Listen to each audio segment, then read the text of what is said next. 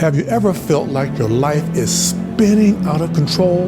Like every step you take seems to lead to more confusion? Psalm 37 reminds us that even when life feels uncertain, God is not only present, He is actively guiding our steps. Today we're going to unpack verses 23 through 26, line by line, and discover a God who holds our hand, secures our future, and blesses us beyond what we can imagine. Stick with me, it's going to be powerful. Psalm 37, verse 23 says, "The steps of a man are established by the Lord when he delights in his way." Let's pause here.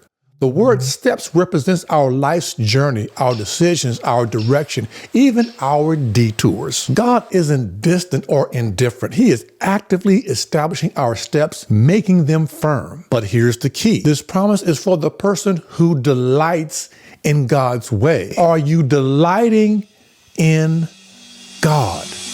To delight is to find joy, purpose, and satisfaction in Him. When we trust Him, He doesn't just guide our lives, He secures them. Next, we see this. Though he fall, he shall not be cast headlong, for the Lord upholds his hand.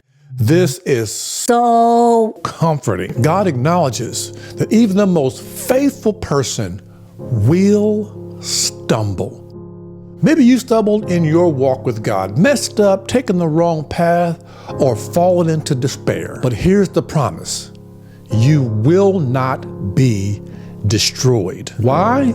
Because God is holding your hand. Picture a parent holding their toddler's hand as they learn to walk. That's the tenderness of God towards us. He doesn't let go even when we fall. Verse 25 takes us to David's personal testimony. "I have been young and now I'm old, yet I have not seen the righteous forsaken or his children begging for bread." This is David saying, "I've lived a long life, and through it all, I've seen one thing. God never abandons his people." You might wonder, does this mean life will always be easy? No. What it does mean is that God's provision is constant. He takes care of his own. And David extends this care to future generations. If you're walking with God, we're leaving a legacy of faith for our children, not just provision.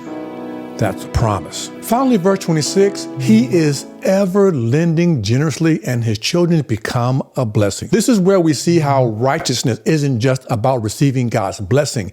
It's about becoming a blessing. When we live in alignment with God's word, we are free to give generously because we trust that God will meet our needs. And what's more, our children, the legacy we leave, become a blessing to others. The righteous leave a ripple effect of kindness, faith, and generosity. So here's the big takeaway. Psalms 37 verses 23 through 26 remind us that God is deeply involved in the lives of those who trust him. He directs our steps, catches us when we fall, provides for our needs, and blesses our legacy. If this has encouraged you, let me know in the comments below. Share this video with someone who needs to hear that God's got their back. And if you're new here, subscribe for more Bible studies like this one. Until next time, trust the God who holds our hand.